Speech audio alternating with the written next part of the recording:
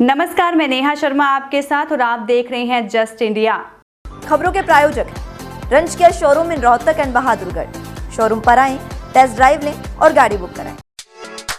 Oscar super speciality hospital and trauma centre. Haryana में corona संक्रमण की तीसरी लहर जैसे हालात हो गए हैं। संक्रमण से राज्य में तीसरे दिन भी कोरोना से मौत का एक मामला सामने आया है।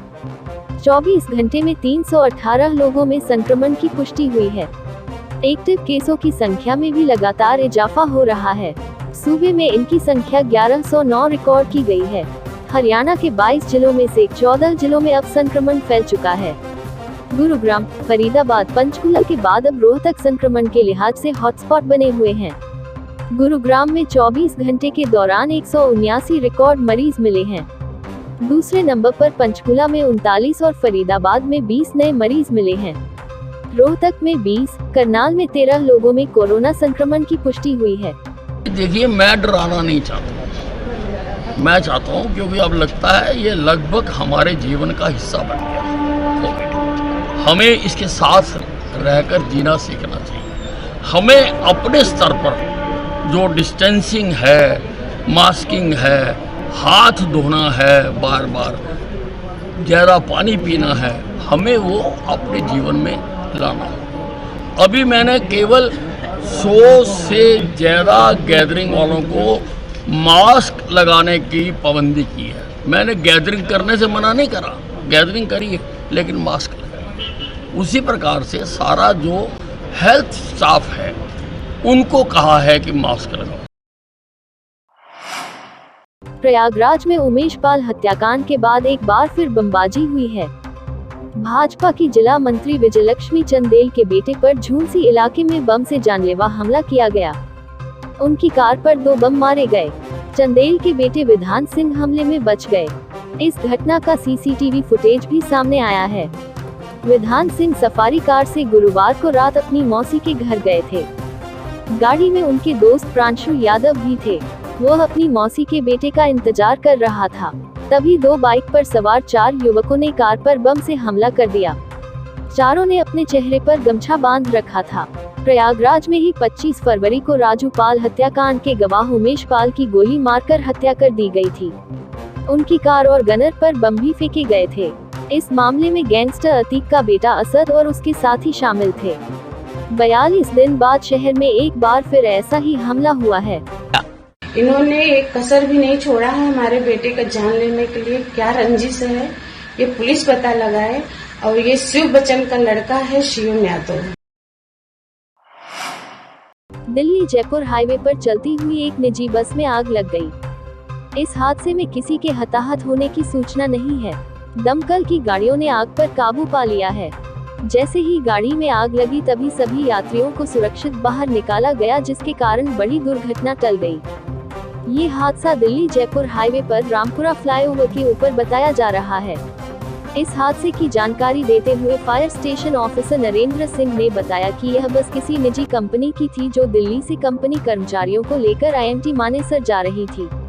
दिल्ली से IMT मानेसर जाते समय दिल्ली जयपुर हाईवे पर नौरंगपुर फ्लाईओवर के ऊपर बस में आग लग गई। बस में सवार सभी लोगों को सुरक्षित बाहर निकाल लिया गया था। दमकल की 2 गाड़ियों ने आग बुझा दी है।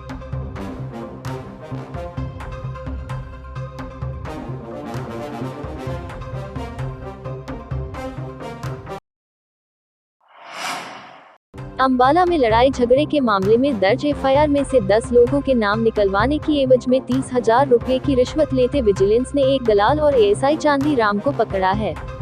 शिकायत मिलने के बाद विजिलेंस की टीम ने अंबाला शहर के सदर थाना में दबिश दी। जैसे ही दलाल राजेश ने रिश्वत के रुपए लिए तभी टीम ने उसे दबोच लिया। उसके बाद दलाल से प्रारंभिक पूछताछ व शिकायतकर्ता द्वारा दी गई रिकॉर्डिंग के आधार पर ASI को भी काबू कर लिया गया।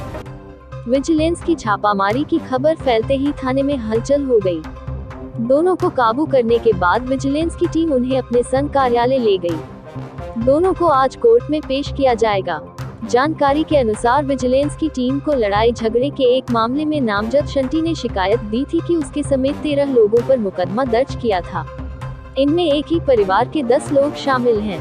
अब इन्हीं 10 लोगों के नाम एफआईआर में से निकालने की एवज में एक दलाल के माध्यम से सेटिंग की जा रही थी।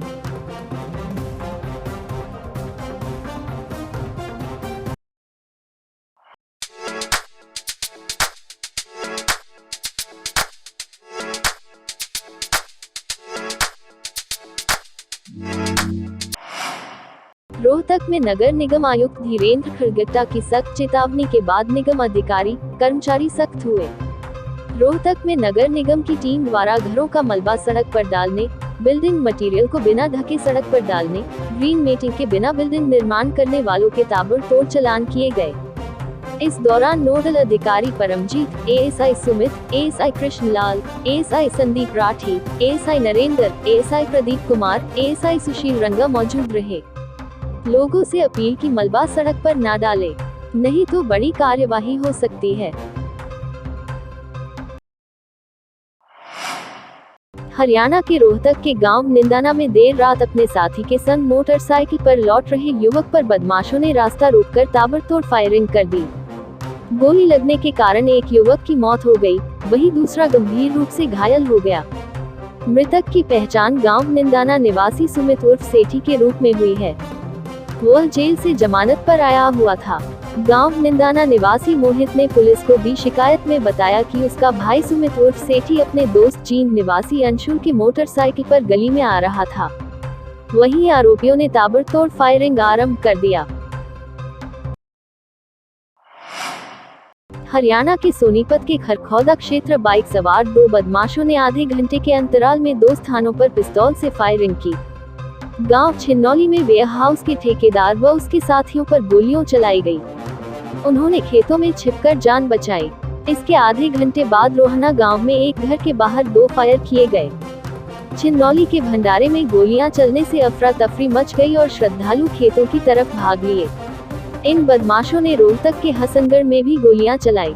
तीनों वारदातों में रोहना के सचिन उर्फ काग व उसके साथी का नाम आया है। काग 2 महीने पहले हुई आपसी कहासुनी के बाद कई लोगों का खून बहाने के प्रयासों में है।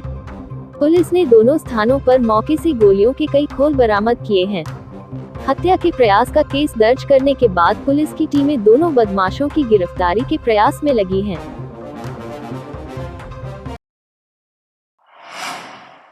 हरियाणा के रेवाड़ी जिले में दिल्ली जयपुर हाईवे पर राजस्थान रोडवेज की एक बस नहर में गिर गई। हादसे में कई सवारियों को चोटें आई है। घायलों को प्राथमिक इलाज के बाद दे दी गई। कसौला थाना पुलिस पूरे मामले की जांच में जुटी है। मिली जानकारी के अनुसार राजस्थान रोडवेज की एक बस देश की राजधानी दिल्ली से जयपुर के लिए चली थी। लोग अपने जन्मदिन या त्योहार की खुशी के मौके पर हजारों रुपए खर्च करते हुए पाश्चात्य संस्कृति को बढ़ावा देने का काम करते हैं, लेकिन भिवानी में इनेलो महिला विंग की जिला प्रधान इंदु परमार ने अपने 45वें जन्मदिन गौसेवा व पौधारोपण कर अनूठी मिसाल कायम की है। अपने जन्मदिन के अवसर पर इंदु परमार ने भिवानी की गौशाला में गौसेवा के उद्देश्य से हरे चारे व गुड़ की सवामनी लगाई। उन्होंने सभी लोगों को गौसेवा करने का आह्वान किया। उन्होंने अन्य लोगों से भी आह्वान किया कि अपने जन्मदिन या अन्य किसी समारोह को फिजूल खर्ची करने की बजाय गौसेवा, पौधारोपण व रक्तदान जैसे सामाजिक संदेश के साथ मनाना चाहिए।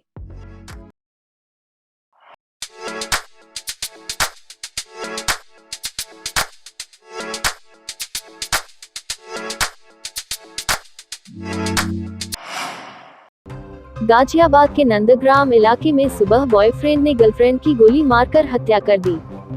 इसके बाद जहर खाकर खुदकुशी की कोशिश की।